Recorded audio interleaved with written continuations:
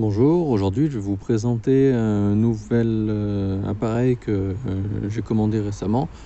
Donc un smartphone incassable, étanche à l'eau, étanche aux poussières, étanche même au Karcher. J'ai vu avec les derniers tests qui ont été faits.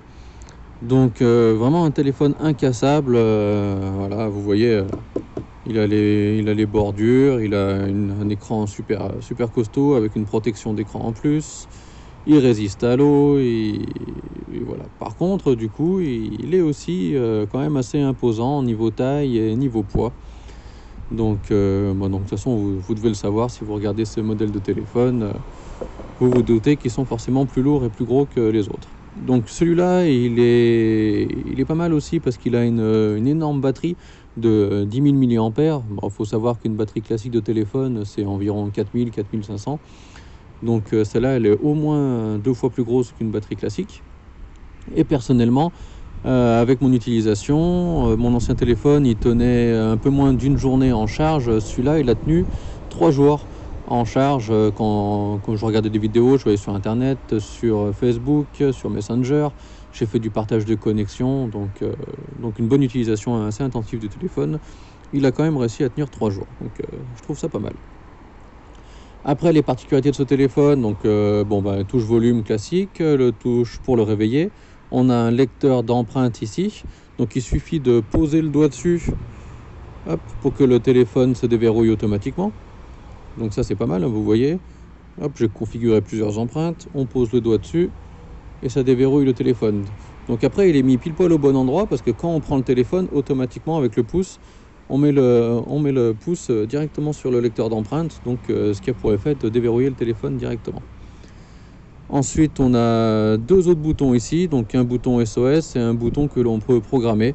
Donc en fait, on peut vraiment programmer les 2 boutons et leur faire ce qu'on veut sur simple clic, sur double clic ou clic long. Donc par exemple, moi si j'appuie sur celui-là, ça lance l'appareil photo. Voilà. Donc voilà, un téléphone de super qualité, avec une bonne batterie, étanche, incassable. Hop. Ah oui, une autre petite particularité, c'est qu'ici, il a des petits yeux qui s'allument. Donc là, on voit pas bien parce qu'on est dehors, et puis mon téléphone, il fait pas des super vidéos. Mais quand on reçoit un SMS, des notifications, on voit les yeux ici qui s'allument en bleu. Voilà, là, on ne voit pas très bien. Et il s'allume en rouge quand il charge aussi. Donc l'avantage, c'est quand vous êtes en réunion, il est posé sur la table, vous voyez automatiquement les yeux qui s'allument si vous recevez un SMS. Donc on a aussi un petit module de capteur ici, qui est assez bien fait. Ensuite, du coup, il est censé pouvoir aller dans l'eau. Donc qu'est-ce qu'on va faire? On va essayer de, par exemple, lancer une vidéo et on va essayer de le mettre, vous voyez, je me suis mis à côté de la piscine, directement dans l'eau. Donc allez, la soundtrack de Final Fantasy avec une petite pub au passage. Hop, voilà, ignorez la pub. Voilà, donc hop, je lance une vidéo. Hop, et là, je vérifie quand même que les ouvertures sont bien fermées. Hop, tout est bon. Ah, raté, il s'est mis en pause, j'ai dû appuyer sur le bouton qu'il fallait pas. Donc voilà, on prend le téléphone et directement, on le plonge dans l'eau. Et vous voyez, le téléphone continue comme si de rien n'était. Aucun souci de son côté. Hop. Voilà, donc ça c'est assez impressionnant, je trouve. J'adore les téléphones qui vont dans l'eau, c'est trop marrant. Donc voilà.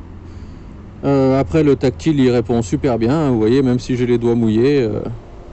Hop. Ah bah non, s'ils sont trop mouillés, ça le fait quand même pas. Voilà. Voilà. Donc voilà, un super téléphone de bonne qualité. Merci.